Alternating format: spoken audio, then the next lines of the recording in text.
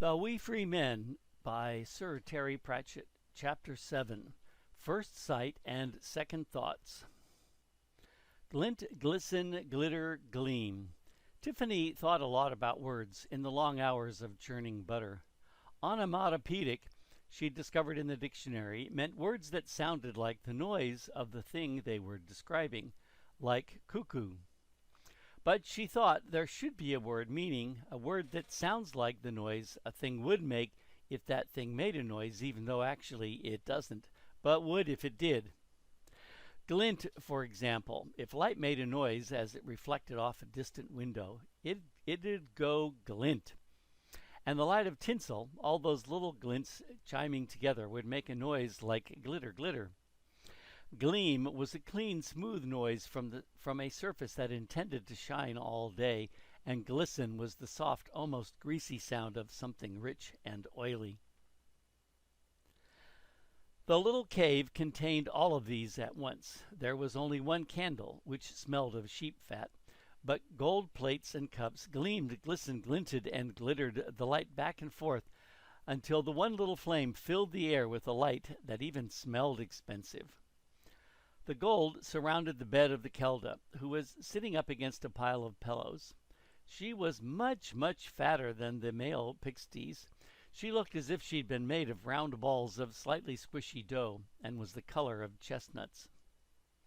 Her eyes were closed as Tiffany slid in, but they flicked open the moment she'd stopped pulling herself forward. They were the sharpest eyes she'd ever seen, much sharper even than Miss Tick's. "So you'll be Sarah Aching's wee girl," said the Kelda. "Yes, I," said Tiffany.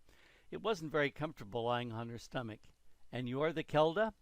Yes," said the Kelda, and the round face became a mass of lines as the Kelda smiled. "What was your name now?" Tiffany, Kelda.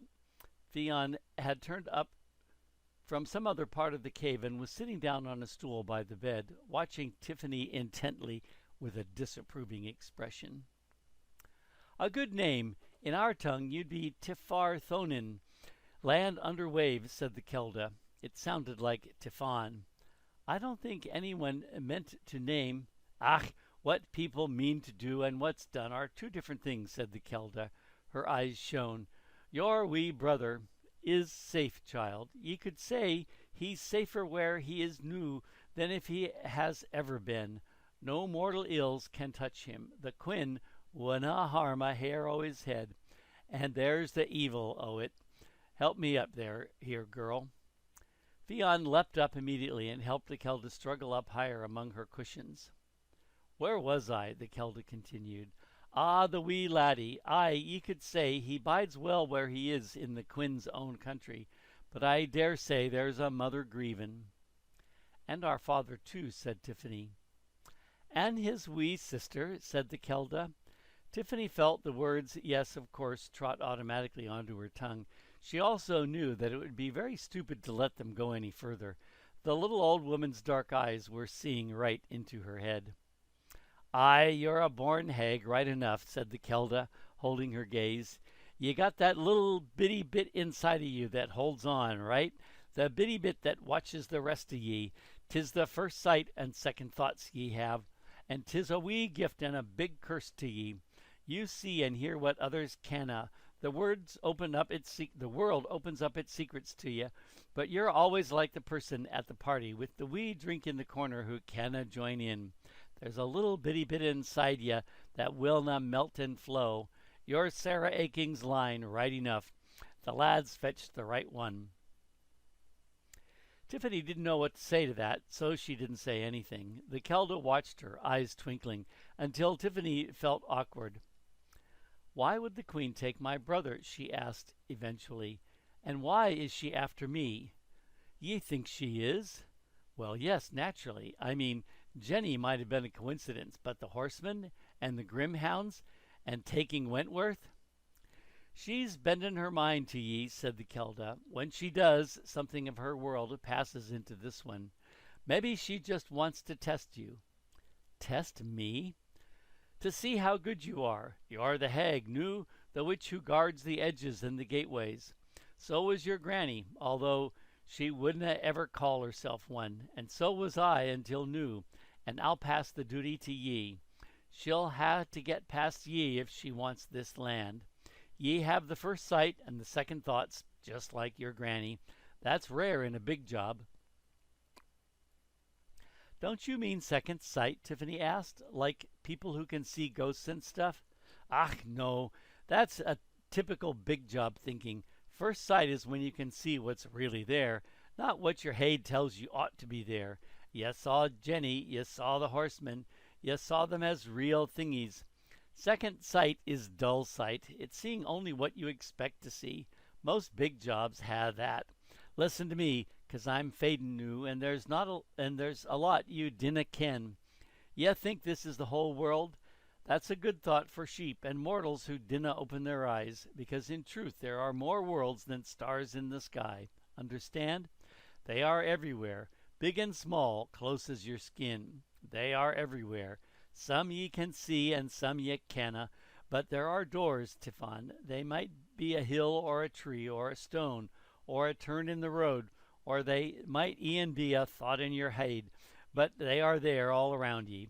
You'll have to learn to see 'em because ye walk among them and ye dinna know it, and some of them is poisonous." The Kelda stared at Tiffany for a moment and then continued. "Ye asked why the Queen should take your boy. The Queen likes children. She has none o' her own. She dotes on them. She'll give the wee boy everything he wants. Only what he wants." "He only wants sweets," said Tiffany. "Is that so? And did ye give them to him?" asked the Kelda, as if she was looking into Tiffany's mind. "But what he needs is love and care and teachin', and people sayin' no to him sometimes, and things o' that nature. He needs to be growed up strong. He will not get that fra the Queen. He will not grow up. He'll get sweeties forever." Tiffany wished the Kelda would stop looking at her like that. "But I see he has a sister waitin' to take any pains to bring him back," said the little old woman, taking her eyes away from Tiffany. "What a lucky wee boy he is to be so fortunate. Ye ken how to be strong, do ye?" "Yes, I think so." "Good. Do ye ken how to be weak? Can ye bow to the gale? Can ye bend to the storm?" The Kelda smiled again. "Nay, ye needna answer that. The wee birdie always has to leap from the nest to see if it can fly. Anyway, ye have the feel o' Sarah Aching about ye, and no word ane o' mine could turn her once she had set her mind to something.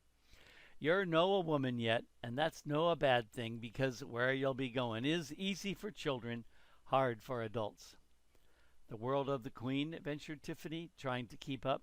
"Aye, I can feel it too, lying over this one like a fog, as far away as the other side o' a mirror. I'm weakening, Tiffany. I cannot defend this place. So here's my bargain, child. I'll point ye towards the Queen, and in return ye'll tak over as Kelda."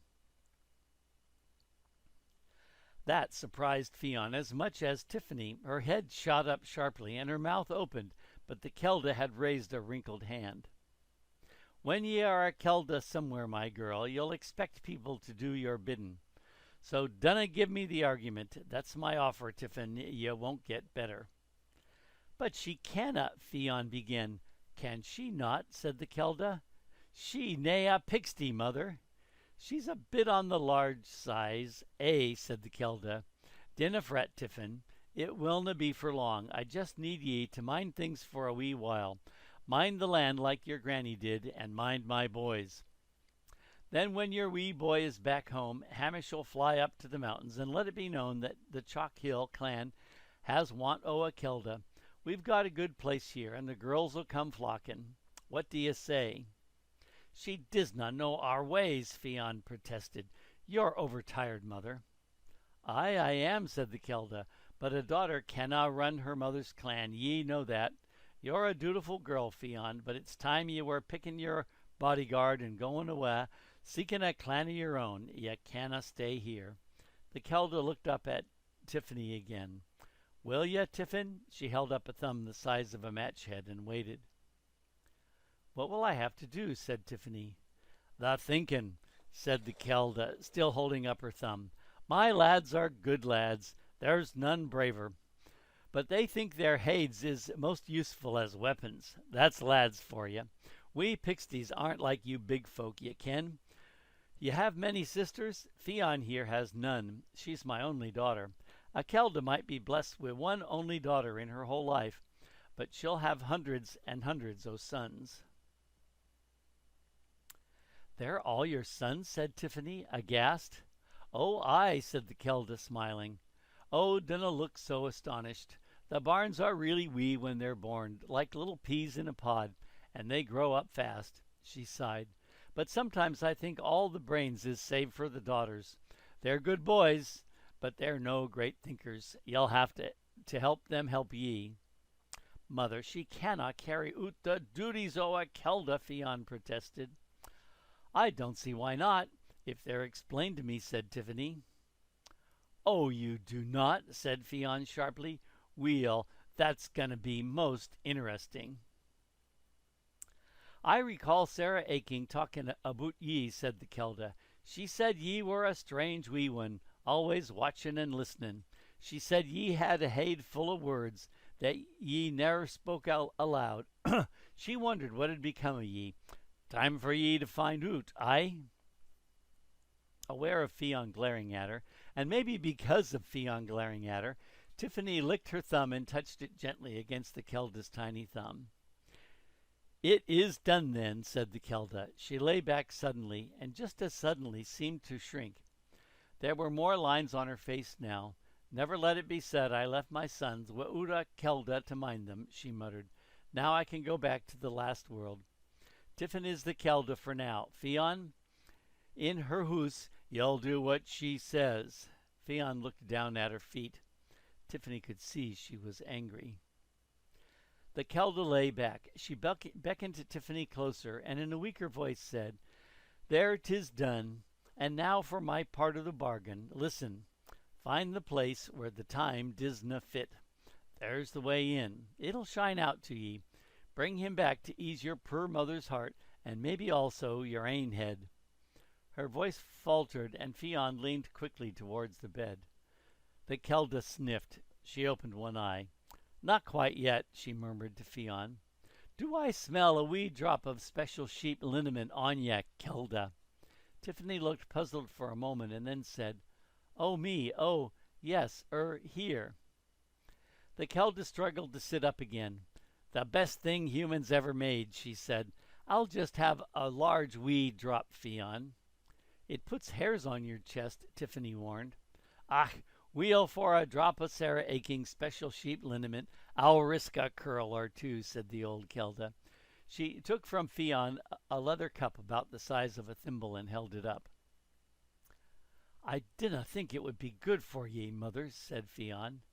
I'll be the judge o' that this time, said the Kelda. One drop afore I go. Please, Kelda Tiffin. Tiffany tipped the bottle slightly. The Kelda shook the cup irritably. It was a larger drop I had in mind, Kelda, she said. A Kelda has a generous heart. She took something too small to be a gulp, but too large to be a sip. Aye, 'tis a lang time since I tasted this brose, she said. Your granny and I used to ha' a sip or two in front of the fire on cold nights. Tiffany saw it clearly in her head. Grandma Aching and this little fat woman sitting around the pot-bellied stove in the hut on wheels while the sheep grazed under the stars. Ah, ye can see it, said the Kelda. I can feel your eyes on me. That's the first sight workin'. She lowered the cup. Fionn, go and fetch Rob Anybody and William the Gonigal.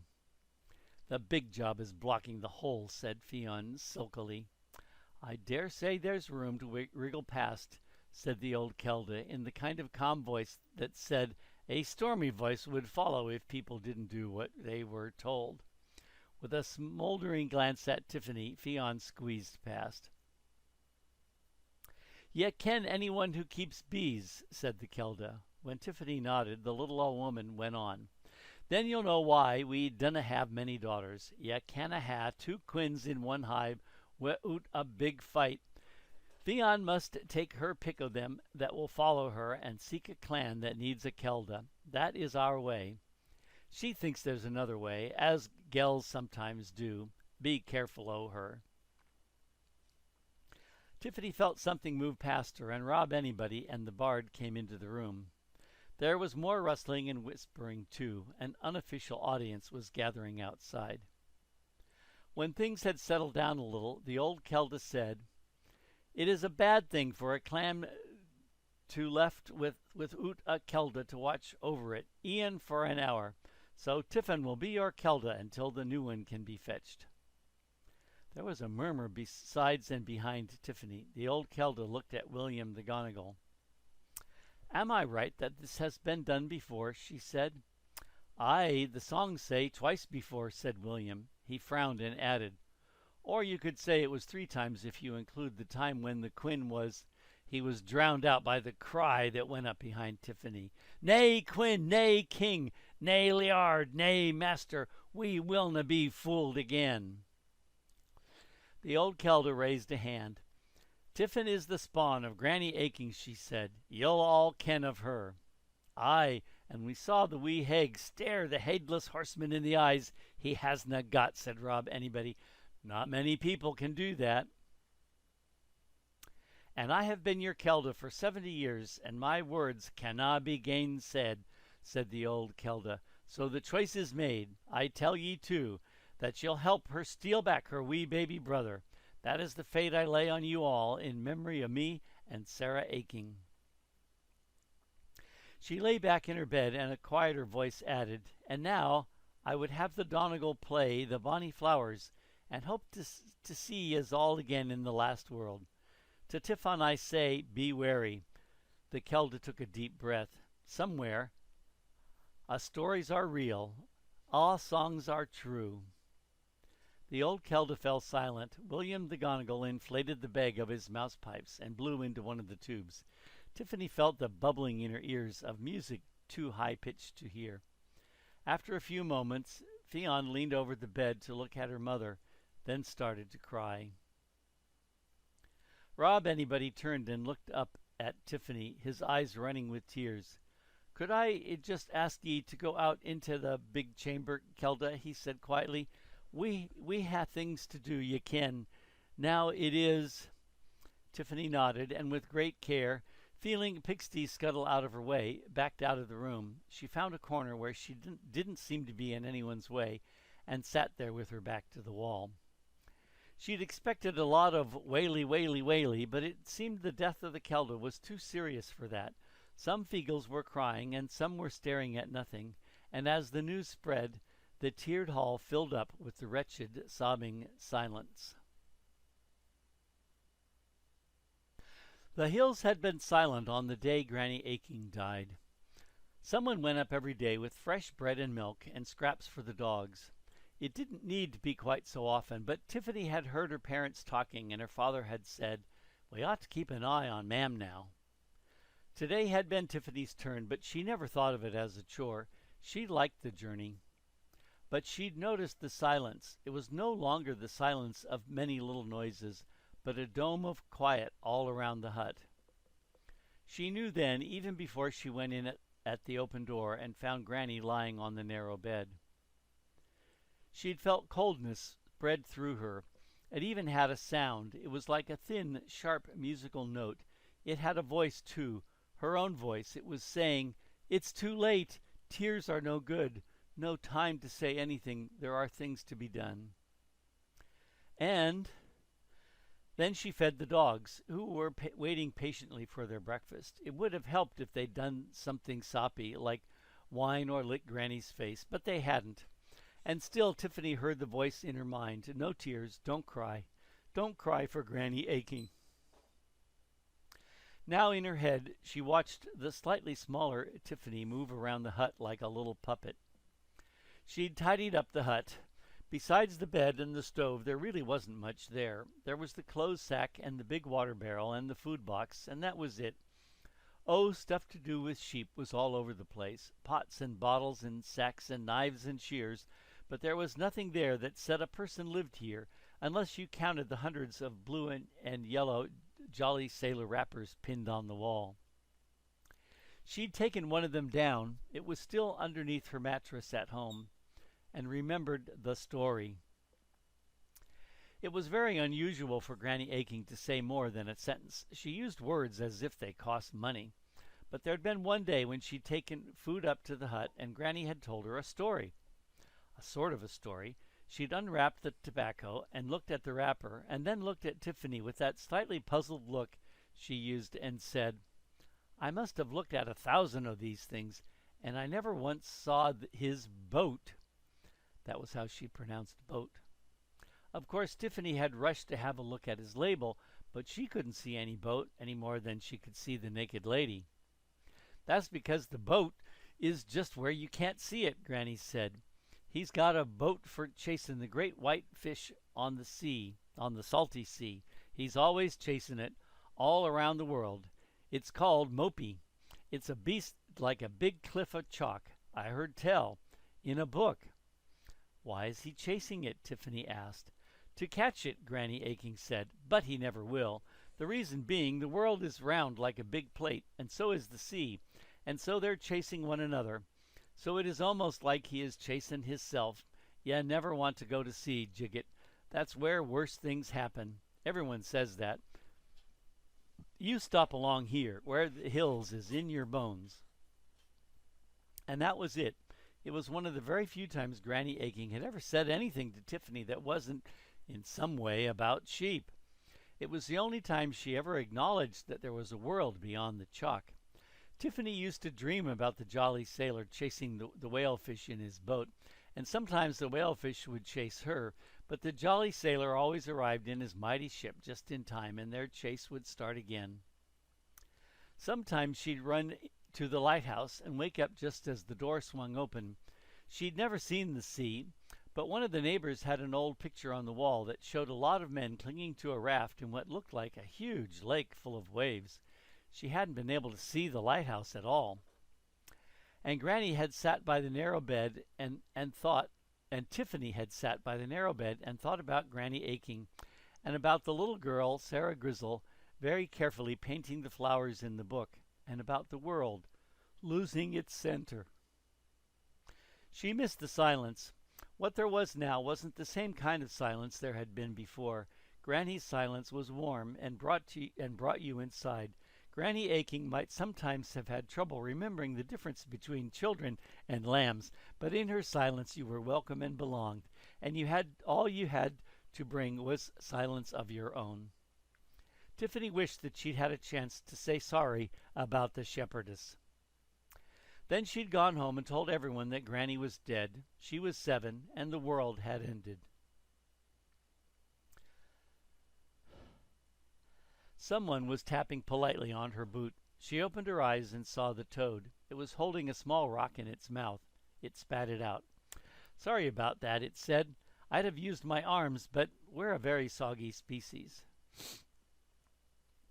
"What am I supposed to do?" said Tiffany. "Well, if you hit your head on this low ceiling, you would have a definite claim for damages," said the toad. Did I just say that?" "Yes, and I hope you wish you hadn't," said Tiffany. "Why did you say it?" I don't know, moaned the toad. "Sorry, what were we talking about?" "I meant, what do the pixies want me to do now?" "Oh, I don't think it works like that," said the toad. "You're the Kelda. You say what's to be done." "Why can't Fion be Kelda? She's a pixie." "Can't help you there," said the toad. "Can I be of service?" said a voice by Tiffany's ear. She turned her head and saw, on one of the galleries that ran around the cave, William the Gonigal. Up close he was noticeably different from the other Feegles. His hair was neater and braided into one pigtail.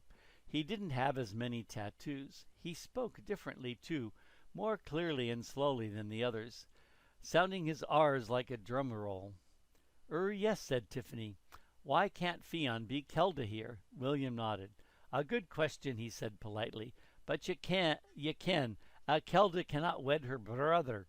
She must go to a new clan and wed a warrior there."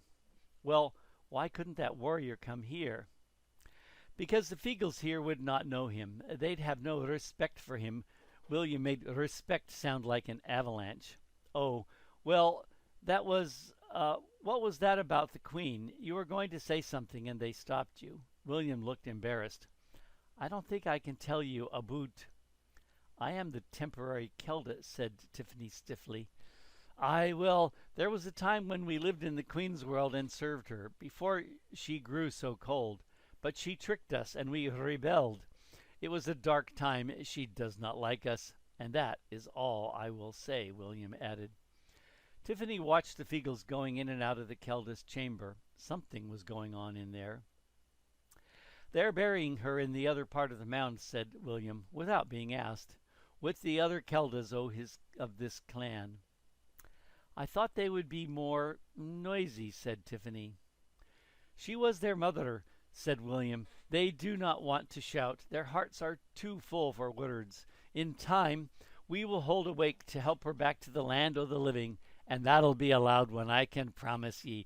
We'll dance the 512th reel to the tune of the devil among the lawyers, and eat and drink, and I dare say my nephews will ha headaches the size o' a sheep. The old Feegle smiled briefly. But for now, each Feegle remembers her in silence. We dinna mourn like ye do, kin. We mourn for them that has to stay behind. Was she your mother, too? Said Tiffany quietly. Nay, she was my sister. Did she no tell you that when a Kelda goes to a new clan, she takes a few of her brothers with her? To be alone among strangers would be too much for a heart to bear, the Gonigal sighed. Of course, in time, after the Kelda weds, the clan is full of her sons, and it's no so lonely for her. It must be for you, though, said Tiffany. You're a quick one. I'll grant ye that, said William. I am the last of those who came. When this is o'er, I shall seek the leave of the next Kelda to return to my ain fake in the mountains. This is a fine, fat country, and this is a fine, bonny clan my nephews have, but I would like to die in the heather where I was born. If you will excuse me, Kelda. He walked away and was lost in the shadows of the mound. Tiffany suddenly wanted to go home. Perhaps it was just William's sadness, but now she felt shut up in the mound. I've got to get out of here, she muttered. Good idea, said the toad. You've got to find the place where the time is different, for one thing. But how can I do that? Wailed Tiffany. You can't see time. She stuck her arms through the entrance hole and pulled herself up into the fresh air. There was a big old clock in the farmhouse, and the time on it got set once a week. That is, when her father went into the market in Creel Springs, he made a note of the position of the hands on the big clock there, and when he got home, he moved the hands on their clock to the same position. It was really just for show anyway. Everyone took their time from the sun, and the sun couldn't go wrong. Now Tiffany lay among the trunks of the old thorn bushes, whose leaves rustled continuously in the breeze. The mound was like a little island in the endless turf. Pale primroses and even a few ragged foxgloves grew up here in the shelter of the thorn roots. She could have just told me where to look, she said. But she didn't know where it would be, said the toad. She just knew the signs to look for. Tiffany rolled over carefully and stared up at the sky between the low branches. It'll shine out, the Kelda had said. I think I ought to talk to Hamish, she said. Right you are, mistress, said a voice by her ear. She turned her head. How long have you been there? Ah, the time, mistress, said the pixie. Others poked their heads around the trees and out from under the leaves. There were at least 20 on the mound. You've been watching me all the time? Aye, mistress, 'tis a oor task to watch o'er our Kelda. I'm up here most of the time anyway, 'cause I'm studying to become a Gonigal. The young Feegle flourished a set of mouse pipes. And they will not let me play, doon there on account of them saying my playing sounds like a spider trying to fart through its ears, mistress. But what happens if I want to spend what happens if I say I don't want you to guard me? If 'tis a wee call o' nature you're talking about, mistress, the cludgy is over there in the chalk pit. You'll just sing out to us where you're going, and no one'll go peeking. You have our word on that, said the attendant Feegle. Tiffany glared at him as he stood in the primroses, beaming with pride and anxious duty. He was younger than most of them, without as many scars and lumps. Even his nose wasn't broken. "What's your name, Pixie?" she said. "No as big as medium-sized Jock, but bigger than we, Jock, mistress. There's no that many Feegle names, ye ken, so we ha' to share." "Well, not as big as little Jock," Tiffany began. "That'd be not as big as medium-sized Jock, but bigger than we, Jock. I can. That's no as big as medium-sized Jock, but bigger than me, Jock, mistress," said not as big as medium-sized Jock, but bigger than we, Jock. "Ye were one Jock short," he added helpfully. "You wouldn't be happier with just, say, Henry?" said Tiffany helplessly. "Ach, nay, mistress, not as big as medium-sized Jock, but bigger than we, Jock wrinkled his face. "There's nae history to the name, ye ken, but there have been a number o' brave warriors named no as big as medium-sized Jock, but bigger than we, Jock. Why, 'tis nearly as famous a name as wee Jock itself. Oh, of course, should wee Jock itself be taken back to the last world, then I'll get the name o' wee Jock, which isna to say that I mislike the name o' no as big as medium-sized Jock, but bigger than wee Jock, ye ken. There's been many a fine story o' the exploits o' no as big as medium-sized Jock, but bigger than wee Jock, the Pixie added, looking so earnest that Tiffany didn't have the heart to say that they must have been very long stories. Instead, she said, "Well, please, I want to talk to Hamish the aviator." "Nay problem," said not as big as medium-sized Jock, but bigger than wee Jock. "He's up there root new." He vanished. A moment later, Tiffany heard, or rather felt with her ears, the bubbling sensation of a Feegle whistle. Tiffany pulled Diseases of the Sheep, which was now looking very battered, out of her apron. There was a blank page at the back. She tore it out, feeling like a criminal for doing so, and took out her pencil. "Dear Mum and Dad," she wrote carefully, "how are you? I am well. Wentworth is also well, but I have to go and fetch him from the Kua where he is staying. Hope to be back soon. Tiffany. P.S. I hope the cheese is all right." She was just considering this when she heard a rush of wings overhead. There was a whirring noise, a moment of silence, and then a small, weary, and rather muffled voice said, "Ach, Crivens!" She looked out into the turf. The body of Hamish was upside down a few feet away. His arms with their twirlers were still outstretched. It took time to get him out. If he landed head first in spinning, Tiffany was told, he had to be unscrewed in the opposite direction so that his ears wouldn't come off. Then he was upright and swaying unsteadily. Tiffany said, "Can you wrap this letter in a stone and drop it in front of the farmhouse where people will see it?" "Aye, mistress." "And, does it hurt when you land head first like that?" "Nay, mistress, but it's awful embarrassin'."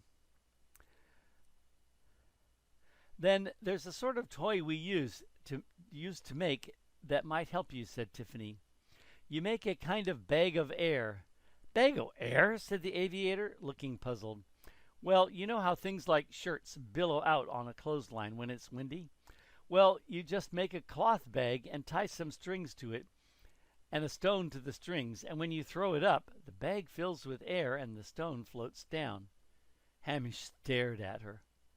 "Do you understand me?" said Tiffany. "Oh, I was just waiting to see if you was going to tell me anything else," said Hamish politely. "Do you think you could, borrow some fine cloth?" "Nay, mistress, but I ken well where I can steal some," said Hamish. Tiffany decided not to comment on this. She said, "Where was the Quin when the mist came down?"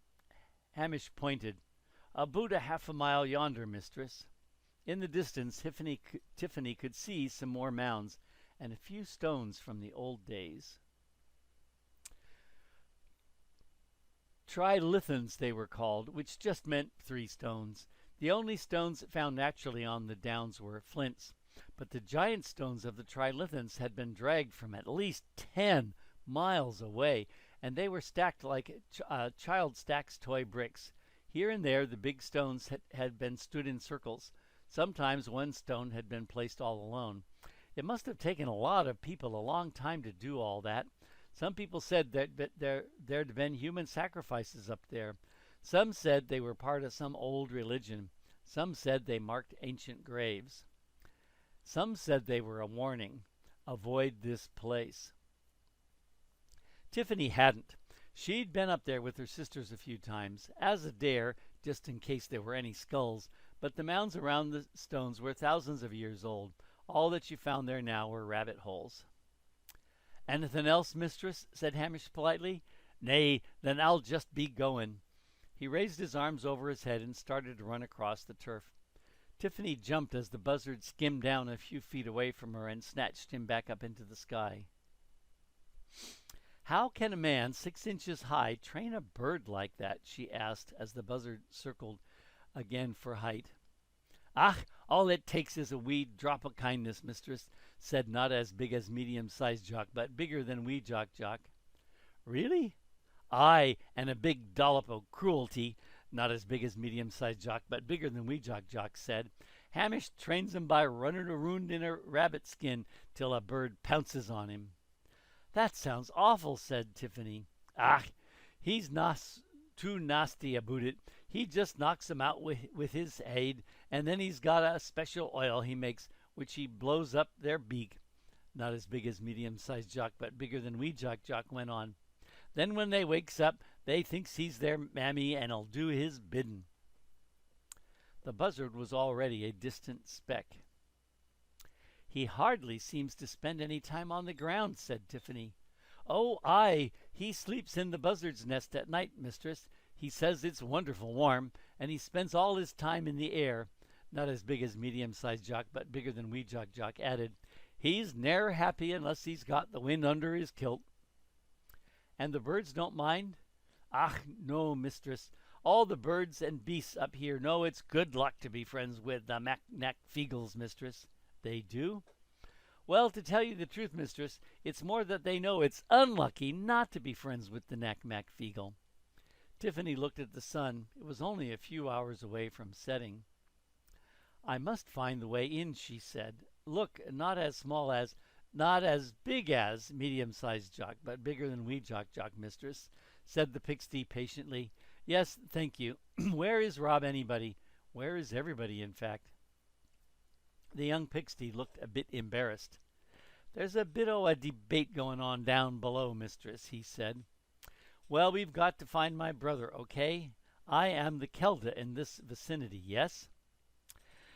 "It's a wee bit more complicated than that, mistress. They're discussing ye." "Discussing what about me?" Not As Big As Medium-Sized Jock, but bigger than Wee Jock Jock looked as if he really didn't want to be standing there. They're discussing, they..." Tiffany gave up. The pixie was blushing. Since he was blue to begin with, this turned him an unpleasant violet color. "I'll go back down the hole. Give my boots a push, will you, please?" She slid down the dry dirt, and Feegles scattered in the cave below as she landed. When her eyes got accustomed to the gloom once more, she saw that the galleries were crowded with pixies again. Some of them were in the middle of washing, and many of them had, for some reason, smoothed down their red hair with grease. They all stared at her as if caught in the act of something dreadful. "We ought to be going if we're to follow the Queen," she said, looking down at Rob Anybody, who had been washing his face in a basin made of half of a walnut shell. Water dripped off his beard, which he'd braided up. There were 3 braids in his long hair now, too. If he turned suddenly, he could probably whip somebody to death. "Ach, weel," he said, "there's a wee matter we got tae sort out, Kelda." He twiddled the tiny washcloth in his hands. When Rob Anybody twiddled, he was worried. "Yes," said Tiffany. "Will you no ha' a cup o' tea?" said Rob Anybody, and a pixie staggered forward with a big gold cup that must have been made for a king. Tiffany took it. She was thirsty after all. There was a sigh from the crowd when she sipped the tea. It was actually quite good. "We stole a bag o' it fra a peddler who was asleep down by the high road," said Rob Anybody. "Good stuff, eh?" He patted down his hair with his wet hands. Tiffany's cup stopped halfway to her lips. Perhaps the pixies didn't realize how loudly they whispered because her ear was on a level with the conversation. "Ah, she's a bit on the big side, no offense to her. Aye, but a kelda has to be big, ye ken, to have lots of wee babbies. Ah, fair enough. Big women is all very well, but if a laddie was to try and cuddle with this one, he'd have to leave a chalk mark to show where he left off yesterday. And she's a bit young.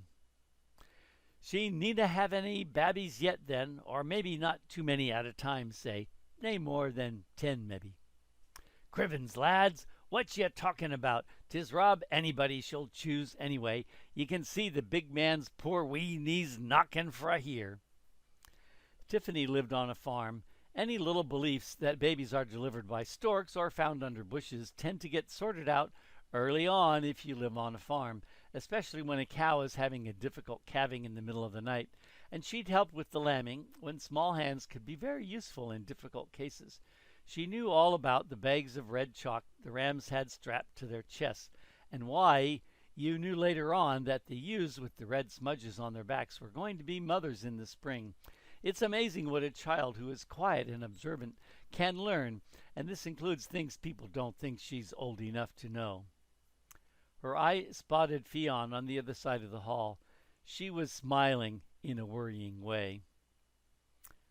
What's happening, Rob, anybody? She said, laying the words down carefully. Ah, weel, it's the clan rules, ye ken, said the Feegle awkwardly. Ya bein' the new kelda, and we're bound to ask ye. See, nae matter what we feel, we gotta ask ye. Mutter, mutter, mutter. He stepped back quickly. I didn't quite catch that, said Tiffany.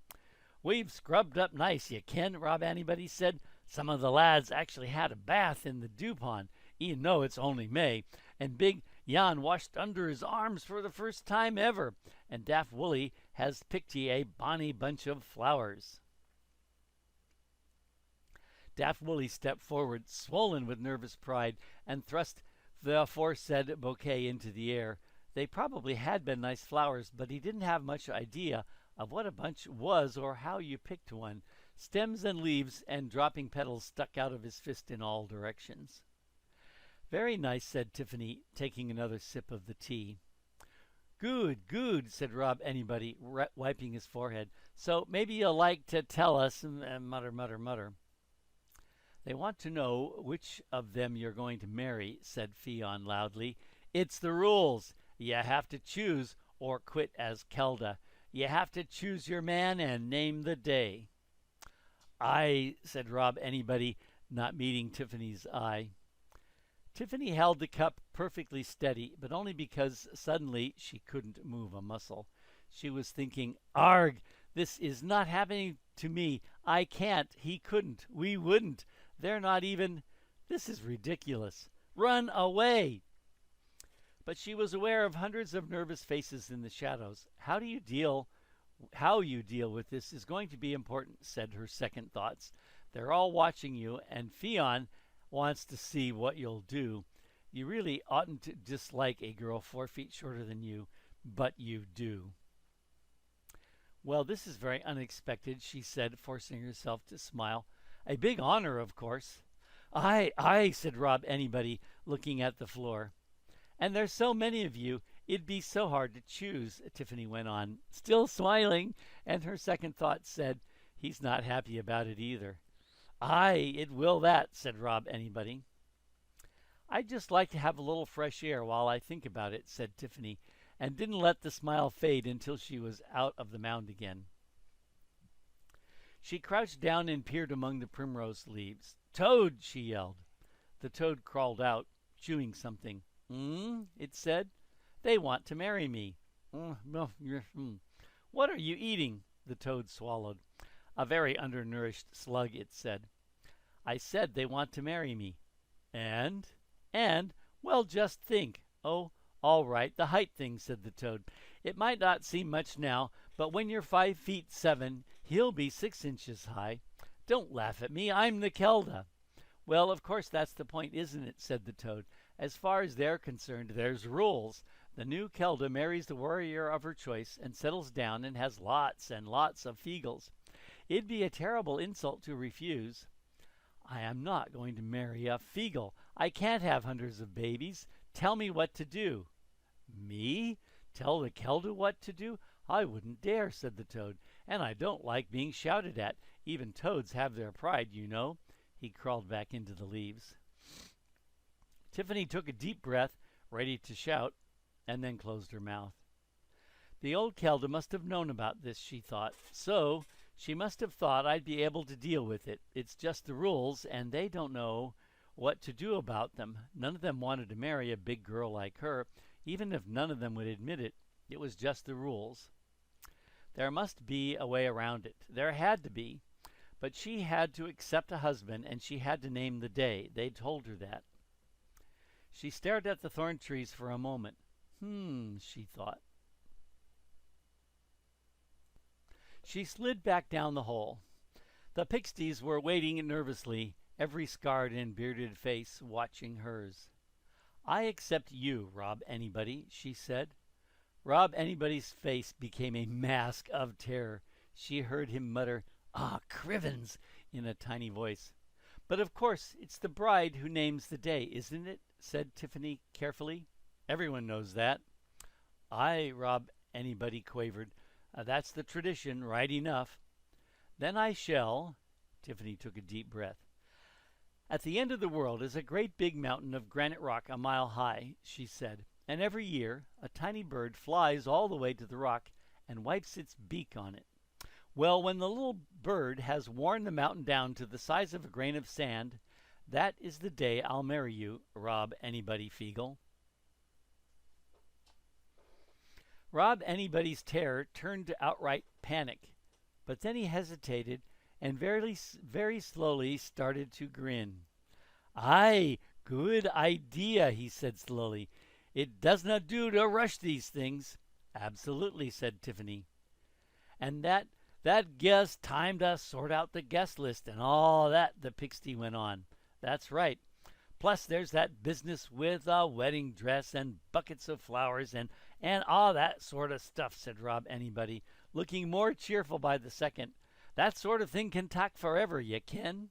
"Oh, yes," said Tiffany. "But she's really said no," Fion burst out. "It'll take millions of years for the bird to—" "She said aye," Rob Anybody shouted. "You all heard her, lads, and she's named the day. That's the rules." "Nae problem aboot the mountain either," said Daft Willie, still holding out the flowers. "You just tell us where it is, and I reckon we could ha' it doon a lot faster than any wee birdie." "It's got to be the bird," yelled Rob Anybody desperately. "Okay, the wee birdie. Nae more arguing. Anyone feeling like arguing with me will feel my boot. Some of us ha' got a wee laddie to steal back fra the Queen." He drew his sword and waved it in the air. "Who's coming wi' me?" That seemed to work. The Nac Mac Feegle liked clear goals. Hundreds of swords and battle axes, and one bunch of battered flowers, in the case of Daft Willie, were thrust into the air, and the war cry of the Nac Mac Feegle echoed around the chamber. The period of time it takes a pixie to go from normal to mad fighting mood is so tiny it can't be measured on the smallest clock. Unfortunately, since the pixies were very individualist, every one had his own cry, and Tiffany could only make out a few over the din. "They can tak our lives, but they canna tak our trousers. You'll tak the high road, and I'll tak your wallet. There can only be 1,000. Ah, stick it up your trackin'." But the voices gradually came together in one roar that shook the walls. "Nae king, nae queen, nae liard, nae master, we willna be fooled again." This died away. A cloud of dust dropped from the roof, and there was silence. "Let's gae!" cried Rob Anybody. As one Feegle, the pixies swarmed down the galleries and across the floor and up the slope into the hole. In a few seconds the chamber was empty, except for the Gonagle and Fiorn. "Where have they gone?" said Tiffany. "Ah, they just go," said Fion, shrugging. "I'm going to stay here and look after the fire. Someone ought to act like a proper Kelda." She glared at Tiffany. "I do hope you find a clan for yourself soon," Fion said. Tiffany sweetly. The pixie scowled at her. They'll run around for a while, maybe stun a few bunnies and fall over a few times, said William. They'll slow down when they find out they don't ken what they're supposed to do next. Do they always just run off like this, said Tiffany. Well, Rob anybody doesn't want too much talk about Marion, said William, grinning. Yes, we have a lot in common in that respect, said Tiffany. She pulled herself out of the hole and found the toad waiting for her. I listened in, he said. Well done, very clever, very diplomatic. Tiffany looked around. There were a few hours to sunset, but the shadows were already lengthening. We'd better be going, she said, trying on her apron.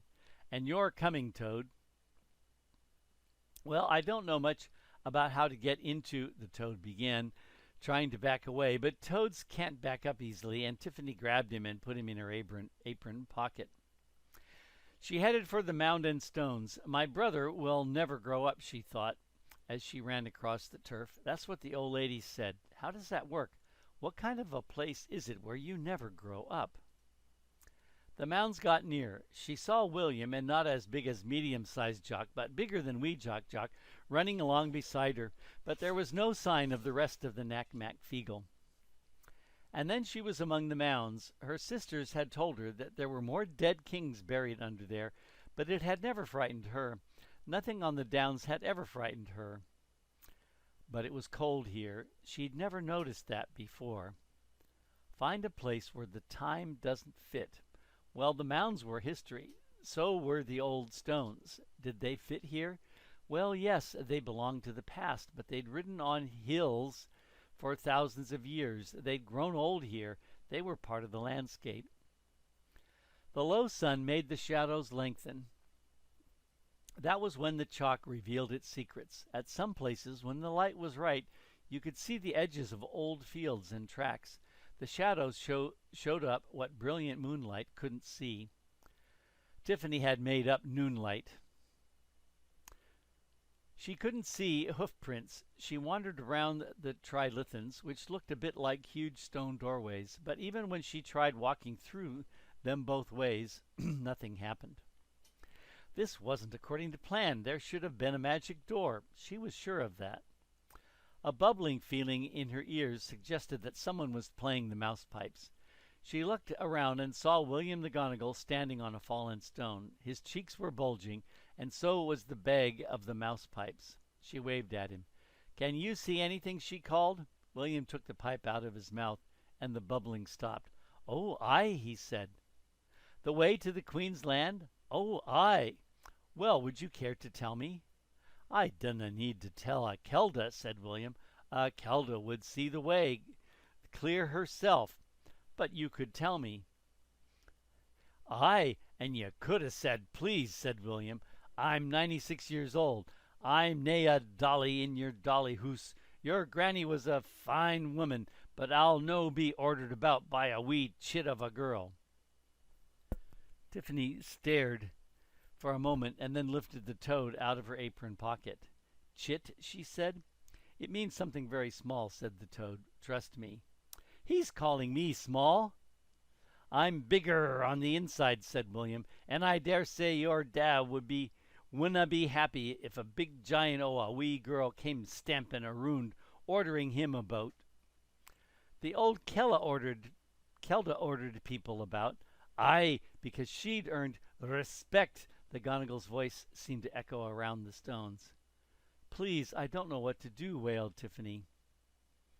William stared at her. Weel, you're no doing too badly so far, he said in a nicer tone of voice.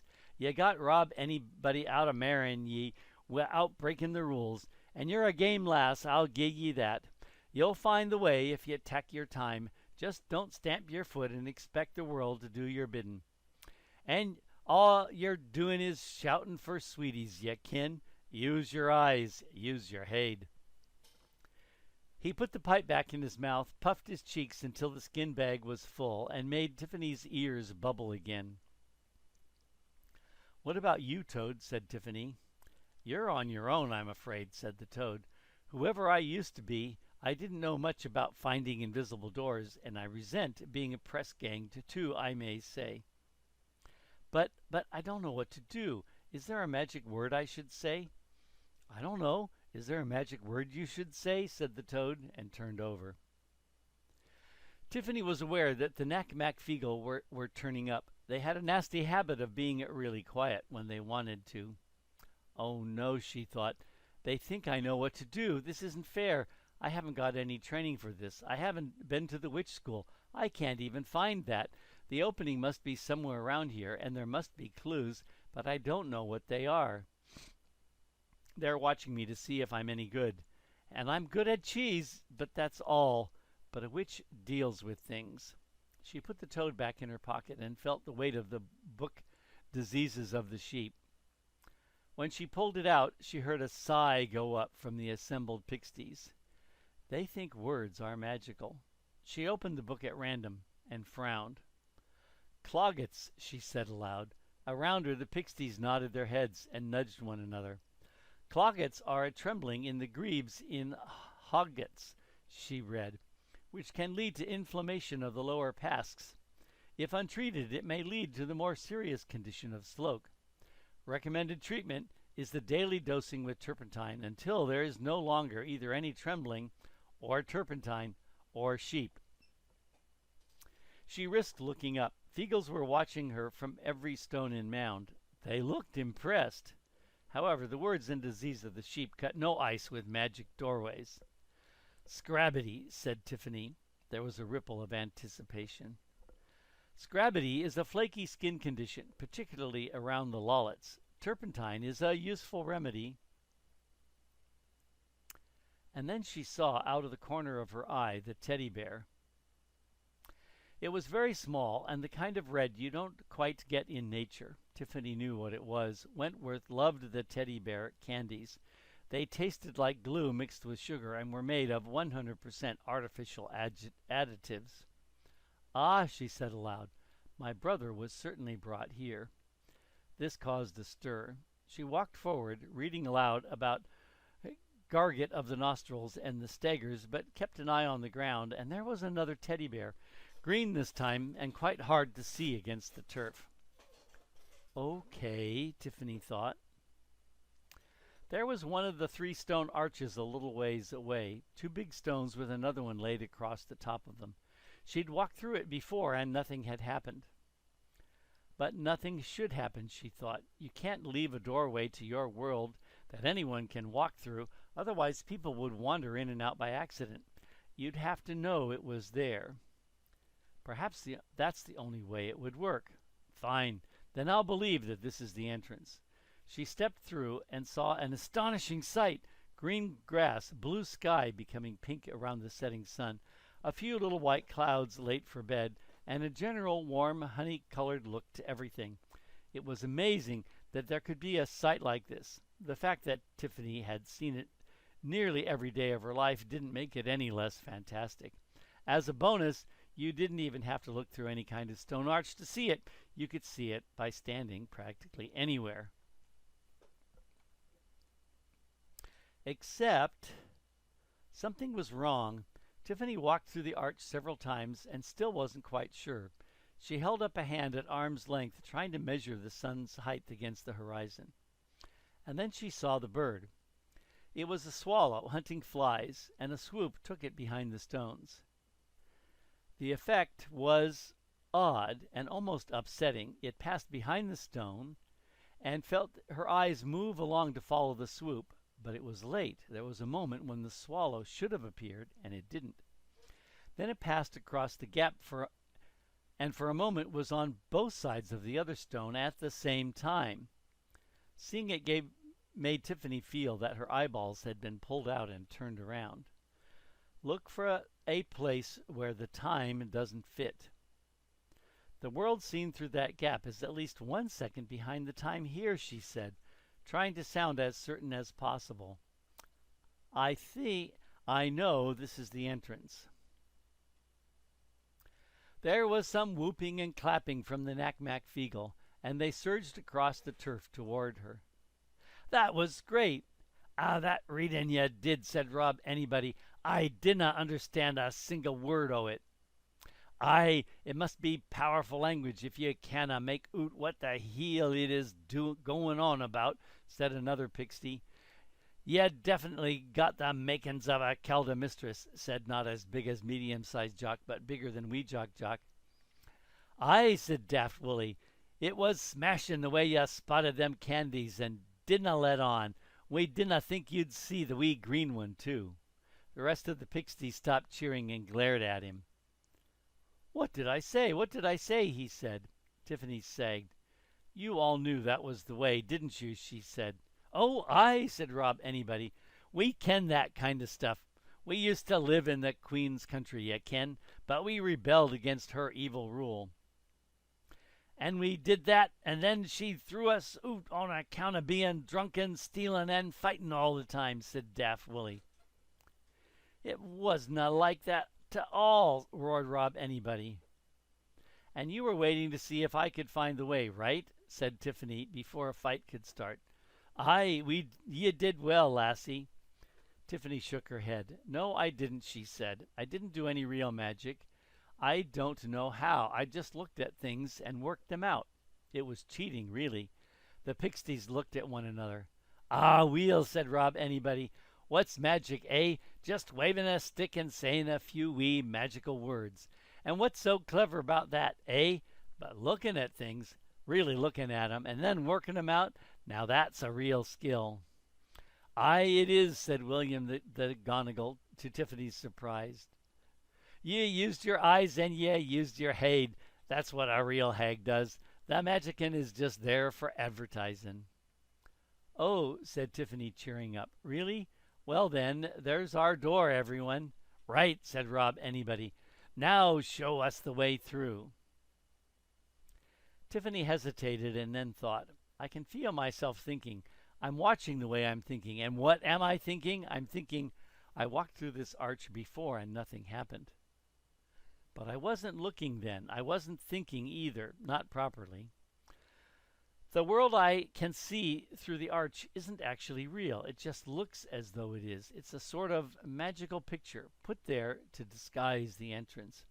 And if you don't pay attention, well, you just walk in and out of it and you don't realize it. Aha! She walked through the arch. Nothing happened. The Nac Mac Feegle watched her solemnly. Okay, she thought, I'm still being fooled, aren't I? She stood in front of the stones and stretched out her hands on either side of her and shut her eyes. Very slowly, she stepped forward. Something crunched under her boots, but she didn't open her eyes until she couldn't feel the stones anymore. When she did open them, it was a black and white landscape. End of chapter 7.